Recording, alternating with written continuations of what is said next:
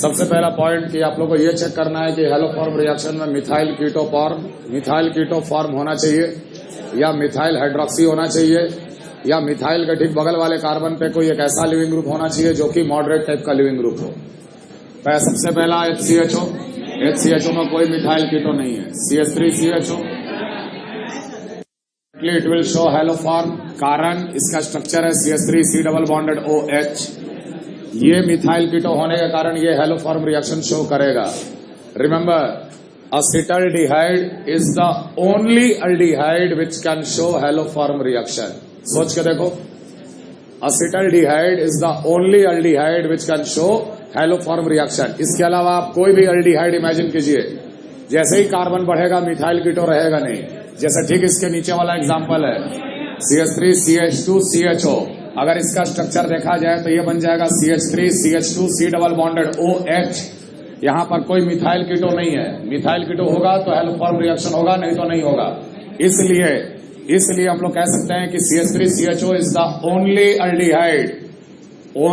aldehyde which can show haloform reaction.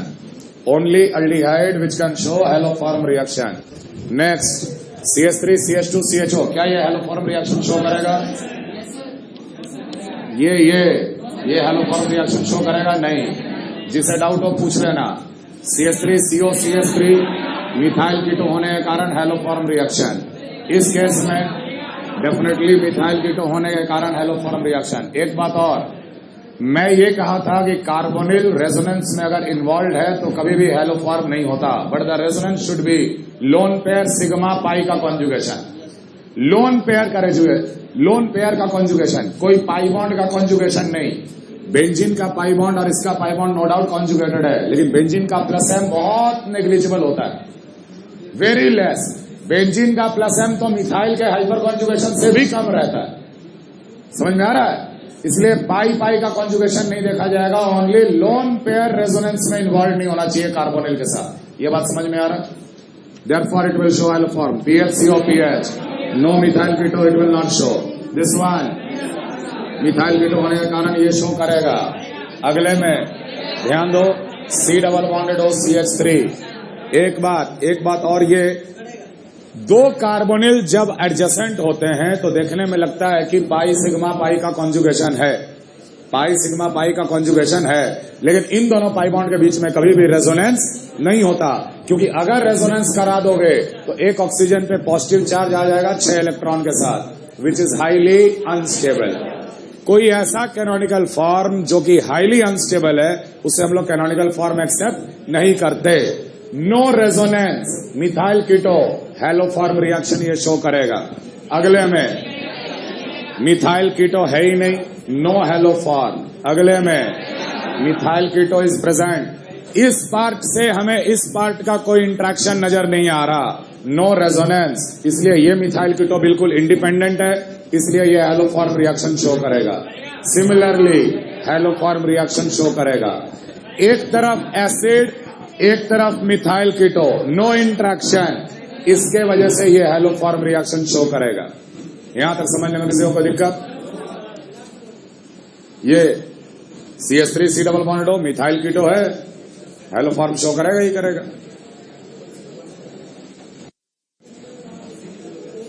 ये oxygen का lone pair तो इसके साथ रेजोनेंस कर रहा है, इससे क्या मतलब है? Clear? CH3OH, will it show haloform? No haloform reaction, कोई हैलोफॉर्म रिएक्शन नहीं। CH3CH2OH, will it show haloform? ध्यान देना, CH3CHOH, ये मॉलिक्यूल और ये मॉलिक्यूल आइडेंटिकल है। यही है CH3CH2OH, जिसमें हम मिथाइल हाइड्रोक्सी क्लियर देख रहे। जिसमें मिथाइल हाइड्रोक्सी होगा वो हैलोफॉर्म रिएक्शन शो करेगा। Remember, this is the smallest alcohol. Ethanol is the smallest alcohol which can show haloform reaction. Acetaldehyde is the only aldehyde which can show haloform reaction. अगले में प्रोपानॉल, will it show haloform reaction? क्या इसमें methyl hydroxy है? नहीं है, no haloform reaction. अगले में COCH3, it will show haloform reaction. अगले में क्या इसमें मिथाइल कीटो है? मिथाइल बिल्कुल अलग जगह है, कीटो कहीं और है, नो हेलोफॉर्म. अगले में मिथाइल कीटो दिख रहा है, क्या ये हेलोफॉर्म करेगा? नो हेलोफॉर्म, क्योंकि ऑक्सीजन का लोन पेयर रेजोनेंस में इन्वॉल्व है. No haloform. Next, will it show haloform? No, lone pair chlorine का रेजोनेंस में इन्वॉल्व है. अगला CH3 CH2 Cl देना.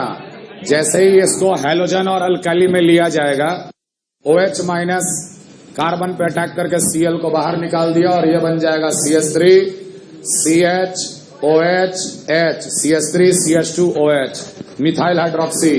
Therefore it will show haloform reaction. Ethanol show किया था तो CH3 CH2 Cl क्यों नहीं? हम तो ऐसा भी एग्जाम्पल आपको बताए हैं कि अगर मॉलिक्यूल में लिविंग ग्रुप हो, मिथाइल से जुड़ा कार्बन पे अगर लिविंग ग्रुप हो मॉडरेट, तो उसको OH SN2 करके हटा देता है और उसके बाद अगला स्टेप में उसका ऑक्सीडेशन हो जाता है. क्लियर है? अगले में will it show haloform reaction? No. Will it show haloform reaction? Yes. लेकिन ये इंपॉर्टेंट है, ध्यान देना. आपने यहां पर हेलोफॉर्म शो करेगा बोला है और बेसिकली आपने शायद ये देखकर बोला है, यस और नो, कि मिथाइल कीटो इसमें है, मिथाइल कीटो इसमें है. अगर हम इस मिथाइल को हटाकर दोनों तरफ से इथाइल भी अगर लगा दें, मान लो ET C double bonded O CH2 C double bonded O ET, will it show haloform? अब आपका आंसर हो जाएगा no, but the answer is yes. अब देखो कारण देखो, ये हेलोफॉर्म शो करता है. यहाँ ET हटा के हम यहाँ पे PH भी लगा दें, तब भी ये हेलोफॉर्म शो करता है. मैकेनिज्म ध्यान रखना इसका. हम ऊपर वाले रिएक्शन, ऊपर वाले को लेकर चल रहे. CH3 C double bonded O CH2 C double bonded O CH3. Clear? Now let us take it with halogen in alkali OH minus H2 in OH minus. OH minus पहला स्टेप में क्या करता है? एसिडिक H हटाता है. Acidic H यहां पर भी है, यहां पर भी है और बीच में भी है. बताओ कौन सा हाइड्रोजन ज्यादा एसिडिक है? अगर यहां से H+ निकला तो नेगेटिव चार्ज एक कार्बोनिल के साथ रेजोनेंस करेगा, लेकिन अगर नेगेटिव चार्ज यहां बनाओगे तो वो दो कार्बोनिल के साथ रेजोनेंस करेगा. कौन सा नेगेटिव चार्ज ज्यादा स्टेबल? बीच वाला कार्बन पे नेगेटिव चार्ज ज्यादा स्टेबल. इसलिए OH minus will remove this hydrogen as a acidic hydrogen. समझ में आ रहा है? Next step, CH3 C double bonded O CH minus C double bonded O CH3. Clear? अगले स्टेप में क्या होता था? हैलोजन बॉन्डेड टू हैलोजन, तो ये कार्बन अटैक मारा, एक हैलोजन बाहर निकल गया. पढ़े हो ना? CH3 C double bonded O CH X C double bonded O CH3. बोल सकते हैं? अगले स्टेप में फिर से अगले स्टेप में OH माइनस. अब एक हैलोजन आने के चलते इसका एसिडिक स्ट्रेंथ और बढ़ गया. H+, फिर नेक्स्ट वाला H+ हटा, नेक्स्ट वाला H+ हटेगा तो बन जाएगा CH3 C double bonded O C पे negative X C double bonded O CH3. ध्यान से देखना. Last one X bonded to X, carbon का नेगेटिव चार्ज हैलोजन पे attack, substitution CH3 C double bonded O C X X C double bonded O CH3. सबको समझ में आ रहा है? कार्बन पे दो हैलोजन आने के कारण इन दोनों कार्बोनिल का इलेक्ट्रोफिलिसिटी बढ़ गया. अगले स्टेप में जब OH माइनस आएगा, भले ही अल्फा H मौजूद है, लेकिन ये कर देगा न्यूक्लियोफिलिक एडिशन किसी एक कार्बोनिल पे, क्योंकि दो हैलोजन आने के कारण कार्बोनिल का इलेक्ट्रोफिलिसिटी बढ़ चुका है. कार्बोनिल का इलेक्ट्रोफिलिसिटी अगर बढ़ गया तो ध्यान दो, यहां पर यह बन जाएगा CH3 C double bonded O CH2 C O minus OH CH3. अगला स्टेप में क्या होता था? नेगेटिव चार्ज इंटरनल अटैक और इतना पार्ट निकल जाएगा एज अ लिविंग ग्रुप. जैसे हेलोफॉर्म रिएक्शन में CH3 जैसे ही बनता था तो CH3 निकलता था लिविंग ग्रुप बनके, यहां से CH2 पार्ट निकल जाएगा लिविंग ग्रुप बनके. अल्टीमेटली ये बन जाएगा CH3 C double bonded O OH plus CH3 C double bonded O CH2 minus. यहां तक समझ में आ रहा है? CH2 minus.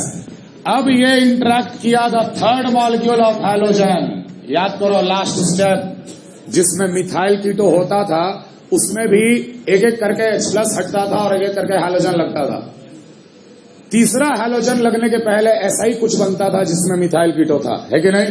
अब ये बन गया CH3 C double bonded O CH3। Next step में OH माइनस न्यूक्लियोफिलिक, है कि नहीं? डायरेक्ट लिख दें, नेगेटिव चार्ज वापस आएगा, CH3 minus will leave, ultimately CH double bonded OOH plus CH3 minus which will take the H+ from here forming CH3 plus CH3 C double bonded O minus Na plus।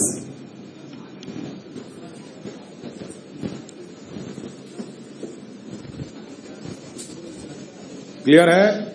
फिर से explain कर रहे हैं। Molecule ऐसा था, आपने methyl कीटो देखकर बोला कि ये हैलोफॉर्म शो करेगा, लेकिन अगर इधर इथाइल भी होता तो इसका हैलोफॉर्म होता। यहां कोई भी R होता, बिना अल्फा H वाला भी होता, तब भी ये हैलोफॉर्म शो करता, क्योंकि रिएक्शन कहां चल रहा है? इस मिथिलीन पे। इसका दोनों H एक एक करके हटा है और 2 X लग गया है। 2 X लगने के बाद कार्बोनिल OH माइनस का न्यूक्लियोफिलिक एडिशन, न्यूक्लियोफिलिक के बाद एलिमिनेशन SNAE, इतना पार्ट बाहर निकला और उसके बाद फिर नॉर्मल जो हैलोफॉर्म चलता है उस हिसाब से रिएक्शन हो गया। अब देखो, अगर ये कार्बन 14 था बीच वाला, कार्बन 14, बताओ कि ये कार्बन 14 फाइनली कहां गया? ये कार्बन 14 फाइनली कहां गया? तो देख, यही carbon 14, this is carbon 14, this is carbon 14, finally carbon 14 is in CHX3। Carbon 14 is in CHX3।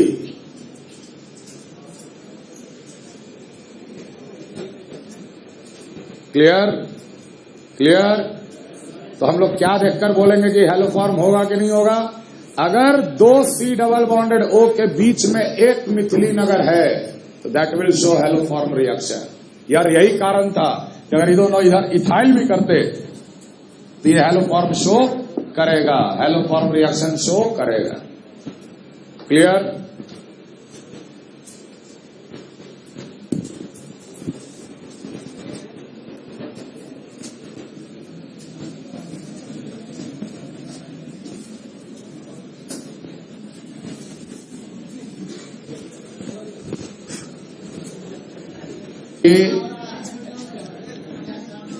क्या ये मॉलिक्यूल हैलोफॉर्म रिएक्शन शो करेगा? अगला, will it show haloform reaction? बिल्कुल शो करेगा, क्योंकि वो था ओपन चेन में।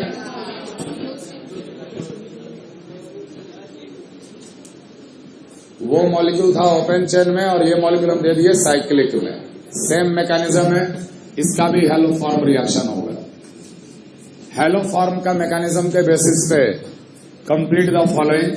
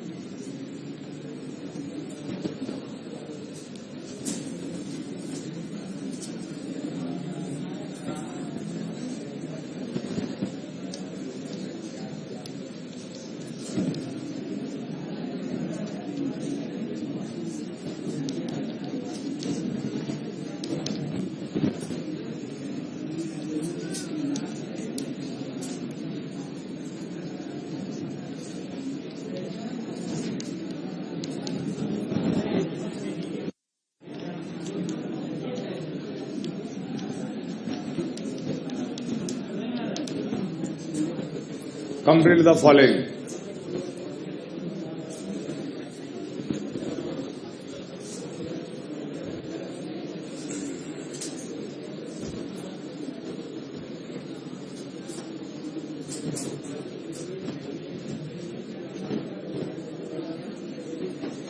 शुरू करो। ये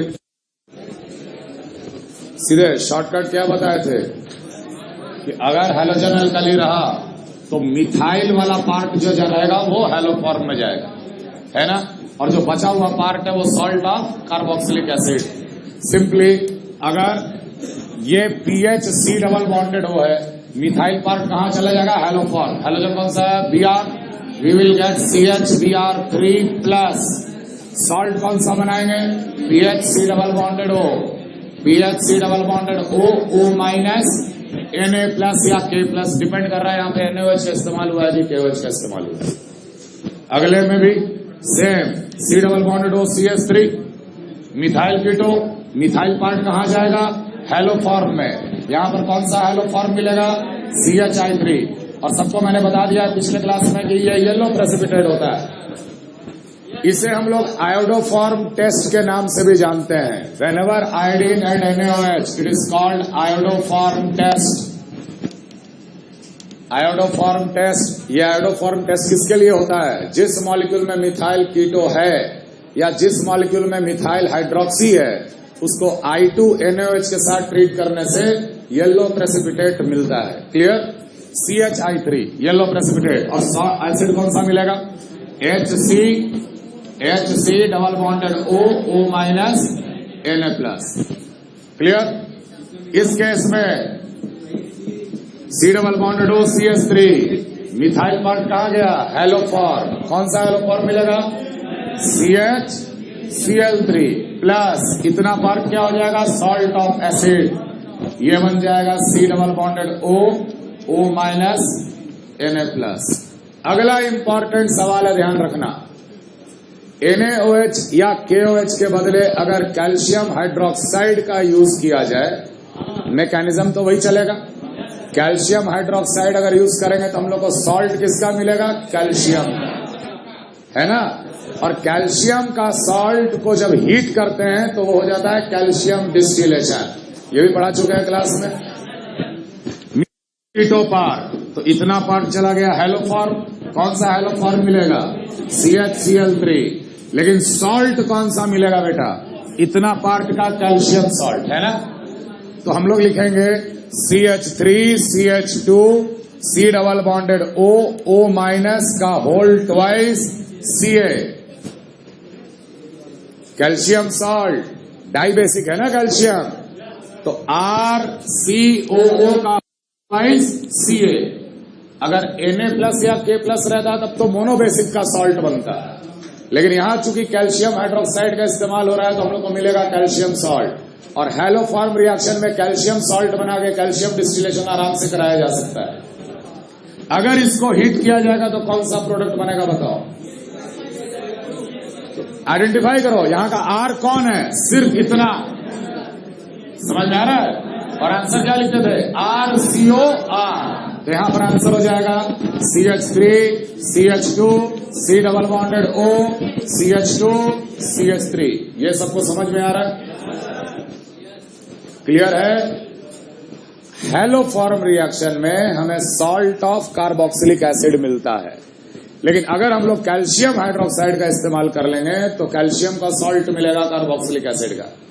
कैल्शियम का सॉल्ट कार्बोक्सिलिक एसिड का हीट करना, कैल्शियम डिस्टिलेशन, जहां हमें कीटोन्स और एल्डिहाइड्स मिलता है। R पहचान लो, R यहां से यहां तक था, RCOR आंसर होगा। क्लियर, सेम टाइप का सवाल अगला भी है। अगले का आंसर बताओ, अगले का आंसर सबसे पहले कौन सा hello form, hello form CHCl3, hello form is CHCl3। Clear, salt कौन सा मिलेगा इस, तो यहां पर R पहचानिए, है ना। सॉल्ट तो इतने पार्ट का मिलने वाला है, तो सॉल्ट बन जाएगा ring C double bonded O minus. ये बात सबको समझ में आ रहा, क्लियर है सबको। इसका होल ट्वाइस Ca, ये कैल्शियम सॉल्ट बना भी।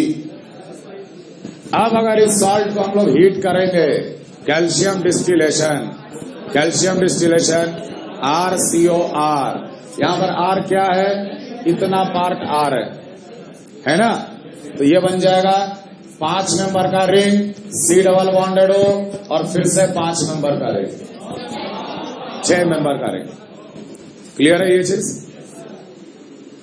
जिसे समझ में नहीं आ रहा है वो हाथ उठा के पूछ ले। हैलोफॉर्म रिएक्शन कैसे कराना है वो पहला 3-4 सवाल में समझे हम लोग। हैलोफॉर्म रिएक्शन में अगर कैल्शियम हाइड्रोक्साइड का इस्तेमाल हो जाए तो कैल्शियम सॉल्ट बनता है, जिसका आगे कैल्शियम डिस्टिलेशन कराया जा सकता है। क्लियर है? ये 2 कैटेगरी का सवाल क्लियर। अब तीसरा कैटेगरी का सवाल देखो क्या आ रहा है तुम्हारे सामने। तीसरा कैटेगरी का सवाल देगा हैलोफॉर्म, देगा किस पार्ट की वजह से देगा, मिथाइल कीटो की ये लेफ्ट की राइट। देखो हम लोग जानते हैं कि हैलोफॉर्म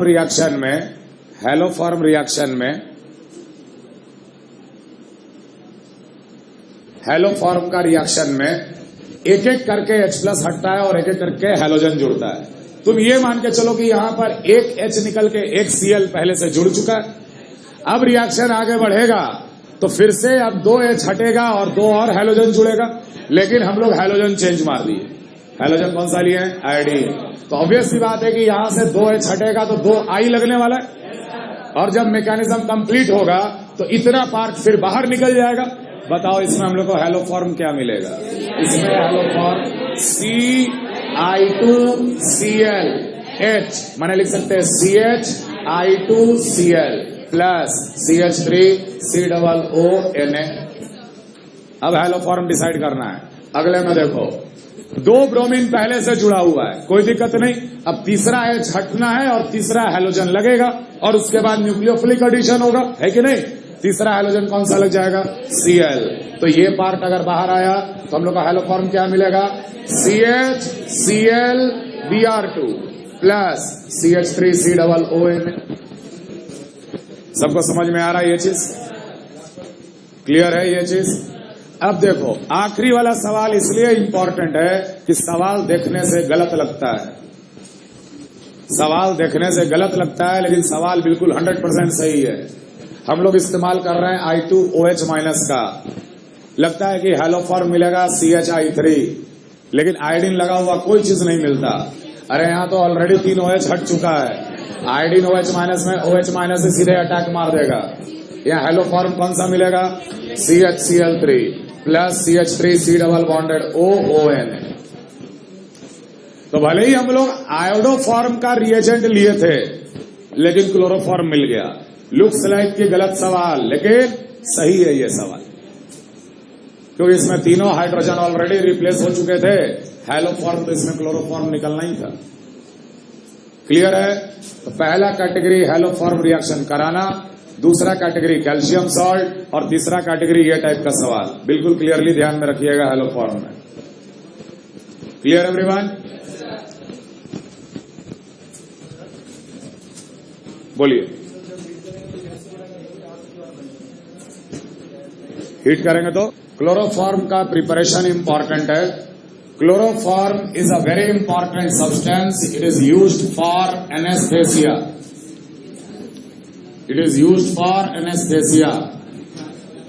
यानी एनेस्थेटिक एजेंट। क्लोरोफॉर्म का प्रिपरेशन इंपॉर्टेंट है। क्लोरोफॉर्म बनाया जाता है ब्लीचिंग पाउडर CaOCl2 को हम लोग ट्रीट करते हैं वाटर में, और साथ में हम लोग लेते हैं इथेनॉल EtOH। क्लोरोफॉर्म प्रिपेयर किया जाता है bleaching powder plus ethanol in water. Lab preparation बोलो। क्लोरोफॉर्म बनाने का एक तरीका जो कि इंपॉर्टेंट है, ध्यान रखना। Bleaching powder plus ethanol in water. तो होता क्या है कि bleaching powder plus water, it forms CaOH का whole twice and it liberates chlorine gas. CaOH का होल ट्वाइस और इट लिबरेट्स क्लोरीन गैस। तो बेसिकली ये दोनों मिलकर क्या हो गया, हैलोफॉर्म रिएजेंट। हैलोजन भी आ गया और OH माइनस भी आ गया, हैलोजन भी आ गया और OH माइनस भी आ गया। ये कॉम्बिनेशन अगर आया इथेनॉल के पास, इथेनॉल क्या है, CH3CH2OH। अगर मैं तुमसे ये दिखा के पूछता क्या ये सबस्ट्रेट हैलोफॉर्म शो करेगा, बिल्कुल करेगा। Chlorine is an oxidising agent, या bleaching powder is also an oxidising agent. CaOCl2 CaCl2 plus O oxidising agent. ये सबसे पहले ऑक्सीडाइज होता है CH3C डबल बॉन्डेड OH में। उसके बाद ये Cl2 के साथ रिएक्ट करता है OH माइनस के प्रेजेंस। एक एक H इसका रिप्लेस होगा और एक एक Cl जुड़ेगा, ये बन जाएगा CCl3C डबल बॉन्डेड OH। ये मॉलिक्यूल कहलाता है क्लोरल, क्लोरल फॉर्मेशन। शुरू में क्या लिया गया, bleaching powder and ethanol. Bleaching powder is a oxidizing agent because it can give nascent atom of oxygen.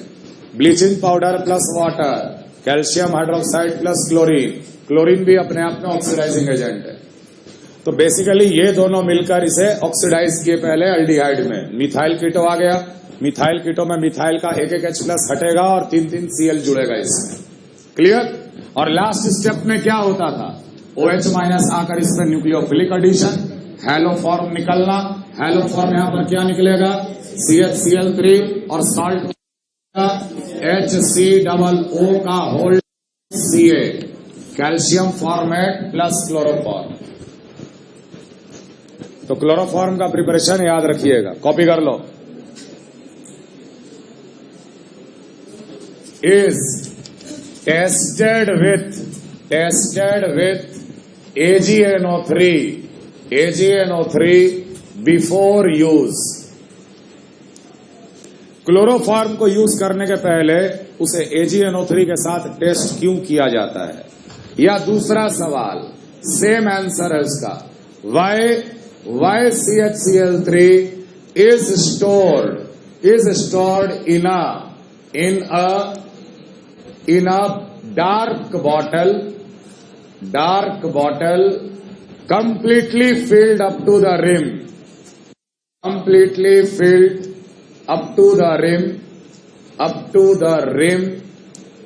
with some ethanol in it. दोनों सवाल का एक ही जवाब है। क्लोरोफॉर्म को सिल्वर नाइट्रेट से टेस्ट क्यों किया जाता है इस्तेमाल के पहले, या क्लोरोफॉर्म को हमेशा डार्क कलर के बोतल में स्टोर करते हैं और पूरा भर के रखते हैं अप टू द रिम माने पूरा कंप्लीटली फिल्ड, और उसमें थोड़ा सा इथेनॉल लेकर चलते हैं। दोनों का देखना सेम कारण है। क्लोरोफॉर्म इस्तेमाल किया जाता है एनेस्थेसिया में।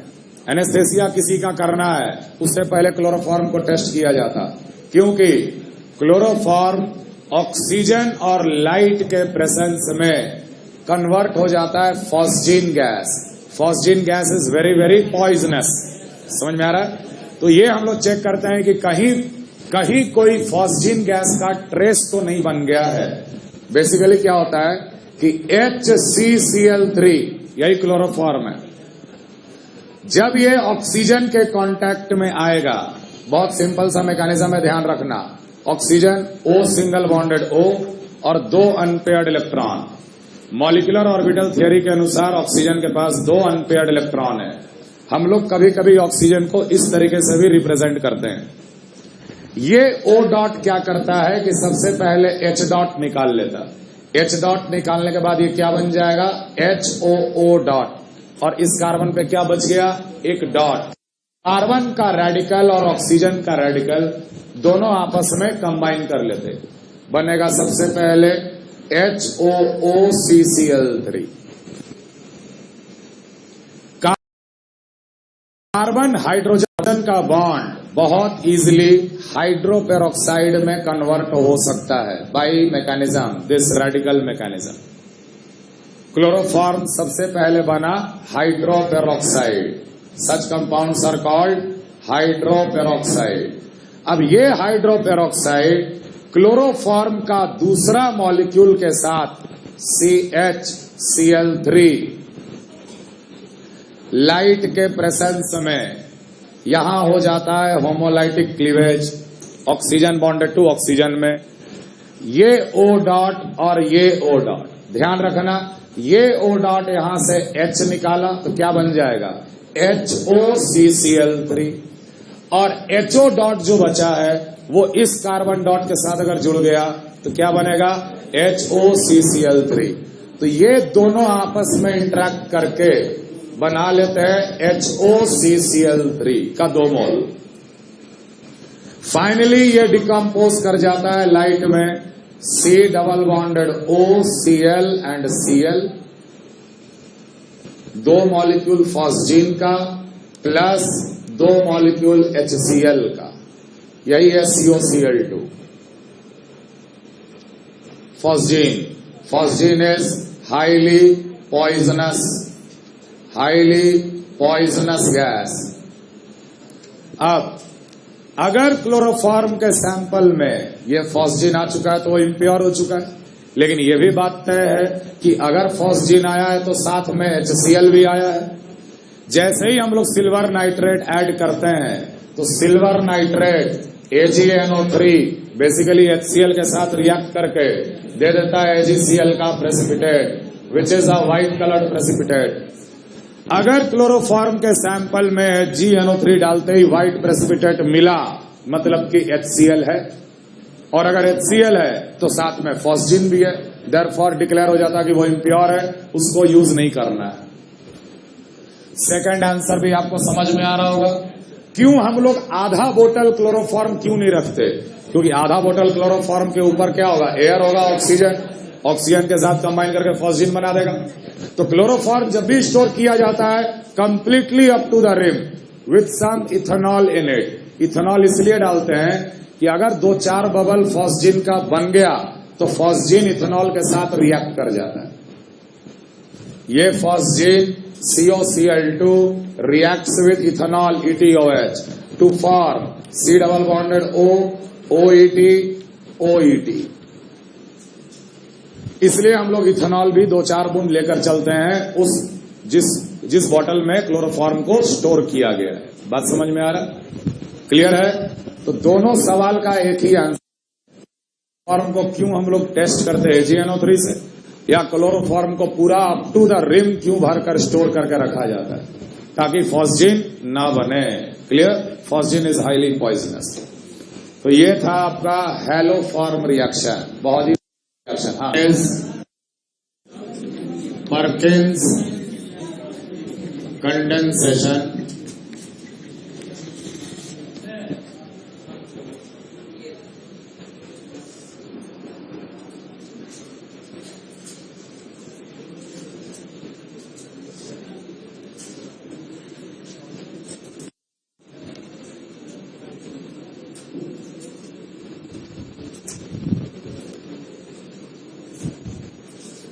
परकिंस कंडेंसेशन रिएक्शन भी IIT के लिए बहुत ही इंपॉर्टेंट है और बहुत बार आ भी चुका है। ठीक है, परकिंस कंडेंसेशन रिएक्शन, बेंजल्डिहाइड या उसका डेरिवेटिव, मतलब जैसे मान लो यहां पर एक मिथाइल लगा दिए तो जो रिएक्शन बेंजल्डिहाइड के साथ हो रहा है वही रिएक्शन मिथाइल लगा हुआ एल्डिहाइड के साथ भी होगा, बट बेंजल्डिहाइड ही सबसे कॉमन है। अगर रिएक्शन पकड़ा गया कि परकिंस कंडेंसेशन, तो हमेशा दिमाग में पहले क्या आना चाहिए, बेंजल्डिहाइड। सबसे पहले हम लिख रहे एक लाइन में रिएक्शन और एक लाइन में रिएक्शन, याद रखना।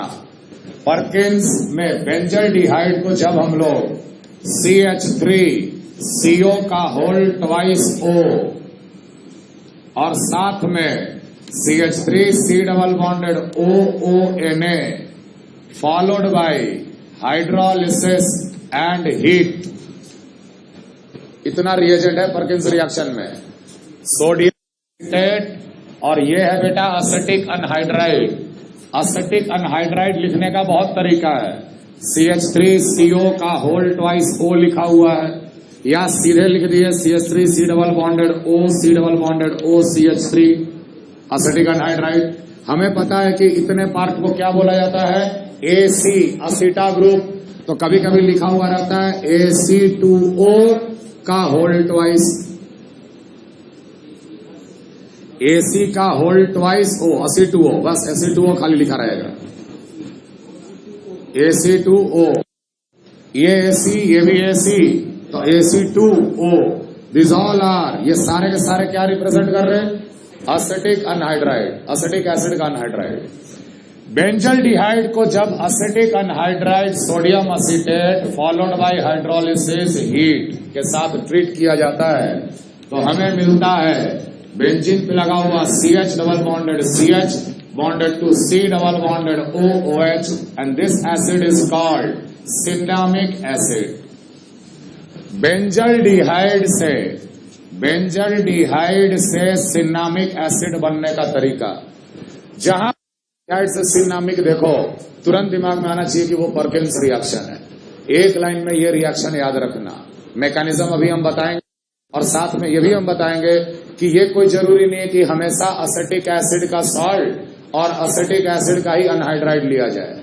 कोई भी सॉल्ट और उसका अनहाइड्राइड लिया जा सकता है, लेकिन Perkin's condensation benzaldehyde to cinnamic acid को बोलते हैं। रिएजेंट होगा सोडियम एसीटेट और acetic anhydride. Clear mechanism.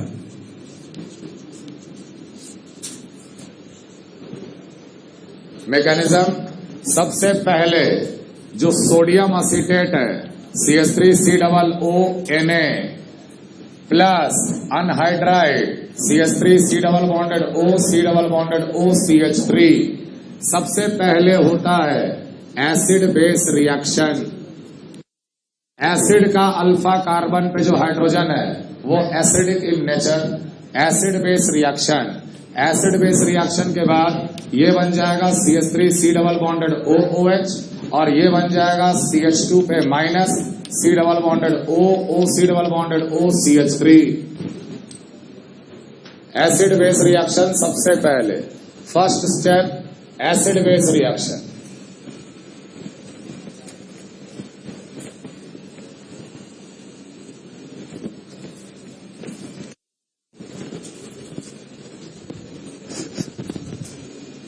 First step acid base reaction. ये जो कार्बन पे नेगेटिव चार्ज या बोलो इनोलेट टाइप का जो आयन बना है ये न्यूक्लियोफाइल की तरह बिहेव करेगा। किसके लिए? PHC double bonded OH benzaldehyde के लिए। ये नेगेटिव चार्ज शो करता है nucleophilic addition AN। Nucleophilic addition किसके ऊपर? बेंजल्डिहाइड। बेंजल्डिहाइड क्या बन जाएगा? PH CH PH CH और ये बन गया O minus bonded to CH2 C double bonded O C double bonded O CH3। जो एसिटिक एसिड बना था वही एसिटिक एसिड HOAC क्या है? Acetic acid. O minus H plus gain करेगा। H प्लस गेन करने के बाद ये बनेगा PHCH OH C double bonded O C double bonded O CH3। सबसे पहले सॉल्ट और अनहाइड्राइड के बीच में एसिड बेस रिएक्शन। न्यूक्लियोफाइल बना, न्यूक्लियोफाइल का न्यूक्लियोफिलिक एडिशन बेंजल्डिहाइड पे। क्लियर? हाँ, कहां पे?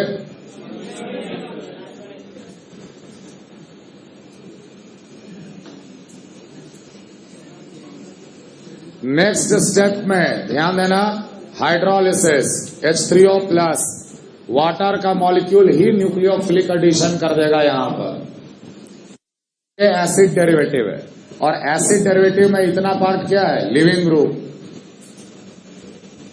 क्लियर है?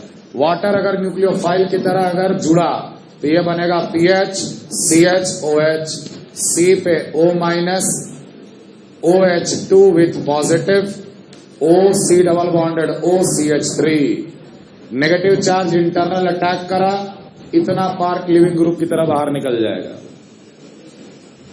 ऐसे नहीं चल रहा है ना, क्योंकि इतना पार्ट तो लिविंग ग्रुप था। तो अल्टीमेटली ये क्या बन जाएगा, PH CHOH C double bonded O OH2 with positive plus O minus C double bonded OCH3, ये यहीं से H प्लस लिया और सबसे पहले बनेगा PH CHOH C double bonded O, sorry एक CH2 मिस हुआ है क्या कहीं, कहां पर, सही तो लिखा हुआ था यार।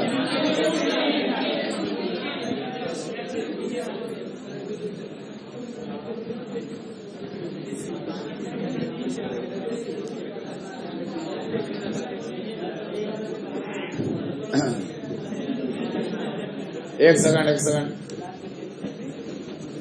PH CHOH CH2 C double bonded OOH plus CH3 C double bonded OOH। खैर यहां तक समझो पहले मैकेनिज्म। सबसे पहले acid base reaction, nucleophile nucleophilic addition. तो PH CHOH क्लियर है ना, हर स्टेप क्लियर हो रहा है।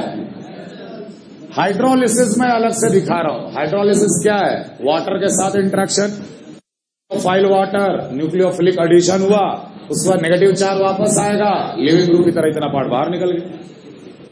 O माइनस यहीं से H प्लस गेन किया, ये बना एसिड और ये बन गया acid.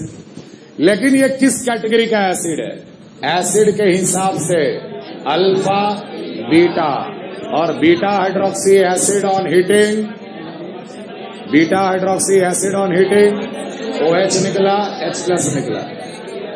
Dehydration PH CH double bonded CH C double bonded OOH, और इसी एसिड को हम लोग कहते हैं सिन्नामिक एसिड। तो पर्किंस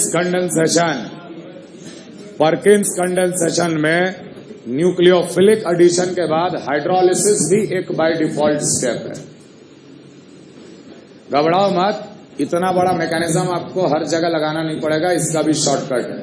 लेकिन मैकेनिज्म समझने के लिए एसिड बेस रिएक्शन हुआ, न्यूक्लियोफिलिक एडिशन हुआ, फाइनली हाइड्रोलिसिस के बाद क्या मिला, बीटा हाइड्रोक्सी एसिड, हीट किए, डिहाइड्रेशन। बोलिए, बिल्कुल वही है, ACOH ही एसिटिक एसिड है, ACOH ही एसिटिक एसिड है। अब देखो मैकेनिज्म से हम लोग ये समझेंगे कि अगर पहला रिएक्शन एसिड बेस रिएक्शन है तो अनहाइड्राइड के पास कम से कम एक अल्फा H का होना जरूरी है, तब जाके पर्किन रिएक्शन आगे बढ़ेगा। तो हम लोग इस रिएक्शन के बारे में बोल सकते हैं कि the anhydride should have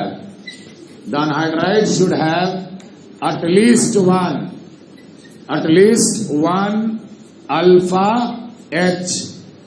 anhydride के पास कम से कम एटलीस्ट एक अल्फा H का होना जरूरी है, तभी तो एसिड बेस रिएक्शन होगा। मान लो अनहाइड्राइड के पास अल्फा H ही नहीं है, तो फिर वो एसिड बेस नहीं हो पाएगा और आगे रिएक्शन आगे बढ़ेगा ही। तो ऐसा अनहाइड्राइड होना चाहिए कि जिसके पास कम से कम एक अल्फा H प्रेजेंट हो। क्लियर है, इस तरफ कॉपी कर लिए।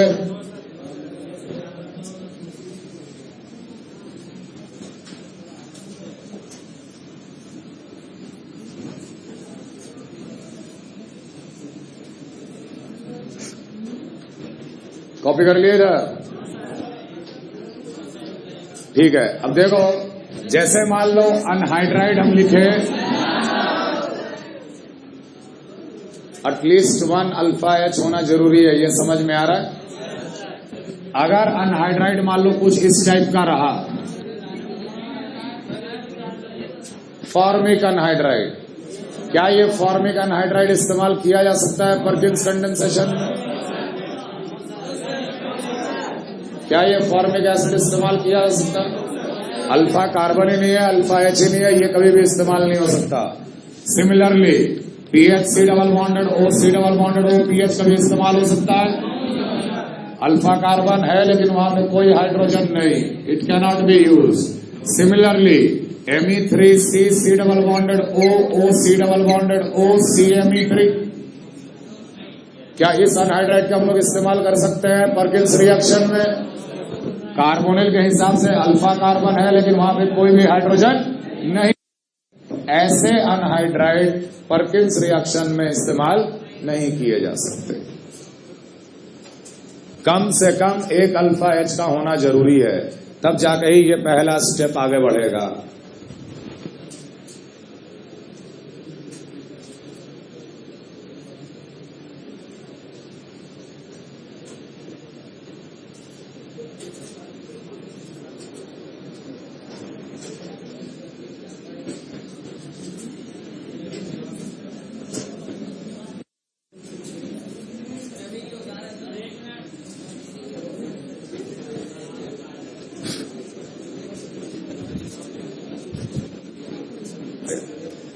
मान लो हमें प्रोडक्ट डायरेक्ट डिसाइड करना है, ध्यान रखना इंपॉर्टेंट।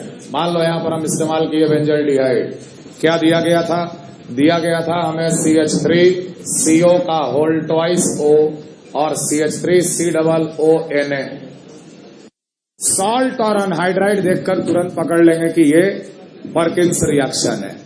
शॉर्टकट ये है कि सबसे पहला काम सॉल्ट और अनहाइड्राइड को पहचानो, देखकर ये पहचानो कि ये किस एसिड का सॉल्ट है और किस एसिड का अनहाइड्राइड है, कौन से एसिड का ये सॉल्ट है और कौन से एसिड का ये। तो जनरली एसिड जो होगा वो कॉमन होगा, समझ में आ रहा है? तुरंत पकड़ में आ रहा है कि ये कौन से एसिड का सॉल्ट है, CH3C डबल OH। सबसे पहले एसिड को ही पहचानना, कौन से एसिड का अनहाइड्राइड लिया गया या कौन से एसिड का ये सॉल्ट लिया गया है, ये पकड़ में आ गया। ठीक है, एसिड के हिसाब से ये अल्फा कार्बन हुआ। Benzaldehyde PHCH double bonded O, हमेशा ऐसा करना कि अल्फा कार्बन से 2 हाइड्रोजन, अल्फा कार्बन से 2 हाइड्रोजन और बेंजल्डिहाइड का oxygen, remove it as H2O और वो दोनों कार्बन को डबल बॉन्ड से जोड़ दो। PH double bonded C double bonded OOH, answer. तो मैकेनिज्म समझने के लिए, मैकेनिज्म से कुछ बातें डिटेल में पता चलती हैं, जैसे ये सब कंक्लूजन मैकेनिज्म से ही बताते हैं, लेकिन हर रिएक्शन का लगभग शॉर्टकट है। अगर आपको तुरंत डिसाइड करना है कि परकिंस रिएक्शन का क्या प्रोडक्ट, तो identify the acid first. Acid को सबसे पहले पकड़ो, कौन सा एसिड का सॉल्ट है या कौन सा एसिड का अनहाइड्राइड है। एसिड के अल्फा H कार्बन से 2 हाइड्रोजन और बेंजल्डिहाइड का 1 ऑक्सीजन। इमेजिन करो कि वाटर के मॉलिक्यूल के फॉर्म में निकल गया और दोनों कार्बन को किससे जोड़ना है? कार्बन कार्बन के डबल बॉन्ड से जोड़ना है। ओके, मान लो तुम्हारे सामने एक सवाल हम दें, benzaldehyde when taken along with CH2 C double bonded O का होल ट्वाइस O और एसिड लिए CH3 CH2 O Na, बताओ कि क्या होगा final answer after hydrolysis and heat? क्या होगा फाइनल आंसर? शॉर्टकट से क्या होगा फाइनल आंसर?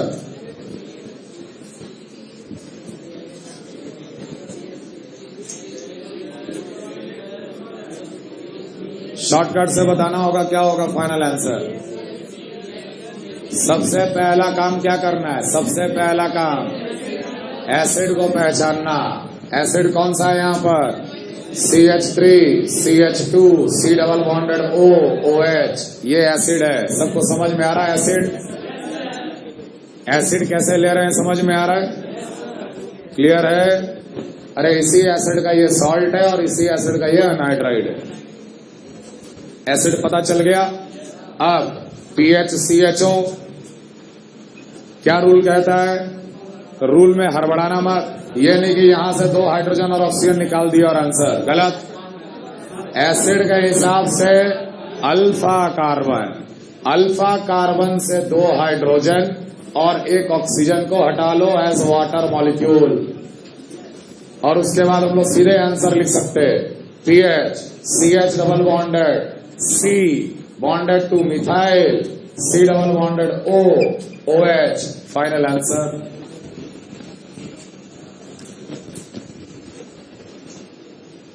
एसिड बनाने के बाद एसिड का अल्फा कार्बन से 2 H और 1 ऑक्सीजन, एसिड बनाने के बाद एसिड से एसिड का अल्फा कार्बन से 2 H और इधर का 1 oxygen, carbon carbon double bond से जोड़ दीजिए, फाइनल आंसर।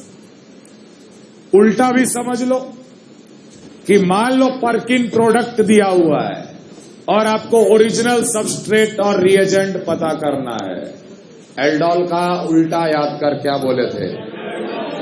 एल्डोल में बोले थे डिहाइड्रेट कर लेना, कार्बन कार्बन का डबल बॉन्ड बना लेना।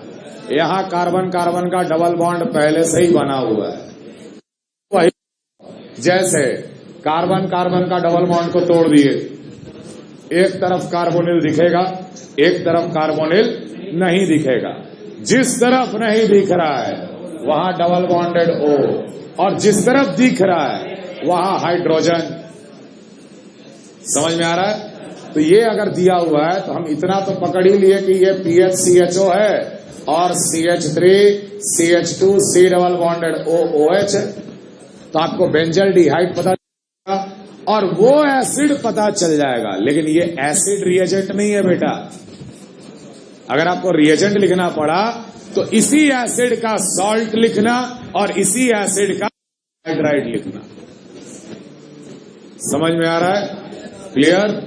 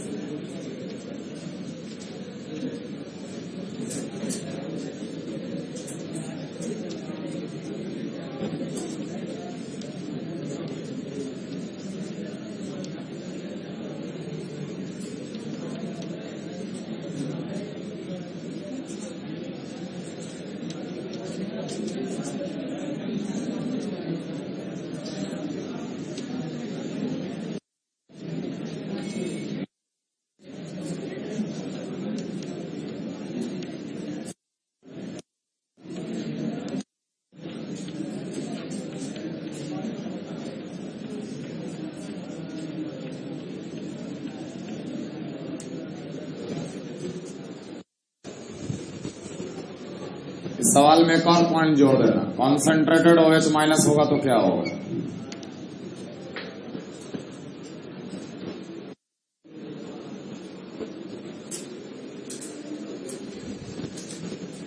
खैर पहला बताइए,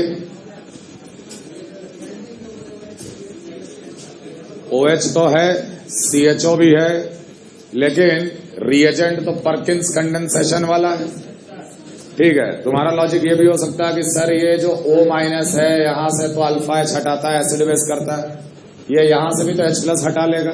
कोई बात नहीं, हटा दे, है ना, नेगेटिव चार्ज बन गया। लेकिन बाद में तो रिएक्शन यहां से शुरू हो जाएगा और फाइनली जब आप H3O प्लस कीजिएगा तो O माइनस फिर से H प्लस गेन कर लेगा और बन जाएगा OH। तो इसके बारे में टेंशन मत लो, सीधे पर्किन। तो पर्किन के यहाँ पे CHO के साथ क्या आंसर लिखेंगे? Shortcut, shortcut. कौन सा एसिड है? CH3 C डबल OH, इसका 2 अल्फा H और यहां से ऑक्सीजन हटा देंगे। तो अल्टीमेटली हम लोग को आंसर ये मिलने वाला है कि यहाँ OH हो गया, यहाँ पे CH double bonded CH C double OH आएगा ना। लेकिन ये फाइनल आंसर इस केस में नहीं है, कारण यहां तक तो बिल्कुल करेक्ट आए हो, चूंकि हीटिंग चल रहा है, हीटिंग प्रोसेस, और हीटिंग के कारण ये हो गया अल्फा बीटा गामा डेल्टा। ये डेल्टा हाइड्रोक्सी एसिड है बेसिकली, और डेल्टा हाइड्रोक्सी एसिड को हीट करने से intramolecular esterification process that is called delta लैक्टन, याद है? Heating effect, delta लैक्टन। तो इंट्रामोलिकुलर एसिड का OH और अल्कोहल का H इंट्रामोलिकुलरली हटा दो और ये कार्बन जो है इस ऑक्सीजन के साथ जुड़ जाएगा। तो कितना मेंबर का रिंग? 1 2 3 4 5 और 1 6 मेंबर का रिंग इंक्लूडिंग ऑक्सीजन। 6 मेंबर का रिंग इंक्लूडिंग ऑक्सीजन। यहां तो खैर बेंजीन का रिंग है ही। 6 मेंबर का रिंग इंक्लूडिंग ऑक्सीजन। और यहां पर क्या आएगा आपका? सॉरी ऑक्सीजन नहीं, ऑक्सीजन यहां पर है और यहां आ जाएगा डबल बॉन्डेड O। ये फाइनल आंसर होगा।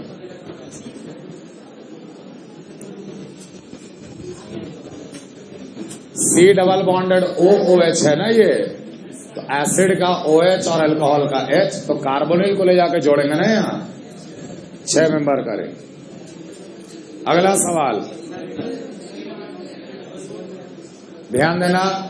अगला सवाल मैं सिर्फ इतना बताने के लिए आपको दिया हूं कि एरोमेटिक रिंग बेंजीन हो या फ्यूरान हो या कोई और हो, अगर CHO डायरेक्टली जुड़ा हुआ है तो सेम रिएक्शन मैकेनिज्म। यहां पर बेंजीन पे CHO जुड़ा हुआ था, यहां पे फ्यूरान पे CHO जुड़ा हुआ है। मैकेनिज्म वही है, इस केस में भी वही बनेगा। अगर वो बेंजल डिहाइड होता तो जो बनता, बस यही है कि उसको हम लोग सिनामिक एसिड नहीं बोलेंगे। तो इस केस में जो आंसर आएगा वो आ जाएगा कुछ ऐसा। ध्यान देना, CH double bonded CH C double OH। Clear है सबको? क्योंकि यहां पर भी एसिड कौन सा है? Acetic acid. और एसिटिक एसिड लाए तो एसिटिक एसिड के कार्बन का 2 हाइड्रोजन और ये ऑक्सीजन हटा देंगे। अगला, हाँ, कॉन्सेंट्रेटेड OH माइनस। याद करो कॉन्सेंट्रेटेड OH माइनस किसका रिएजेंट था? कैनिजारो का था। बेंजल डिहाइड के साथ कैनिजारो होता है? PHCHO के साथ कैनिजारो होता है कि नहीं होता है? बिल्कुल होता है। कोई अल्फा H नहीं है। तो अगर PHCHO के साथ होता है तो उसके साथ भी वैसे ही होगा। समझ में आ रहा है? तो यहां पर हम लोग क्या प्रोडक्ट लिखेंगे? यहां पर लिखेंगे C double O minus Na plus और साथ अल्कोहल CH2OH। तो ये रिएक्शन हो गया कैनिजारो, लेकिन ये रिएक्शन हो गया परकिंस रिएक्शन। क्लियर? परकिंस और उधर कैनिजारो। अगला, हाँ,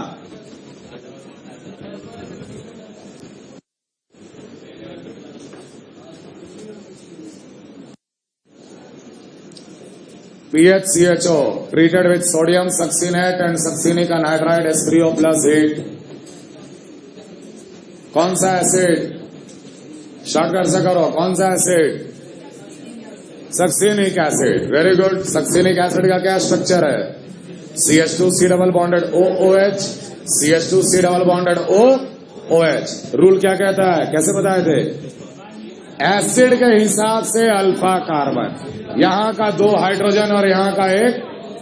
परकिंस का final answer double bonded C double OH और यहां पर भी CH2 C double bonded OOH।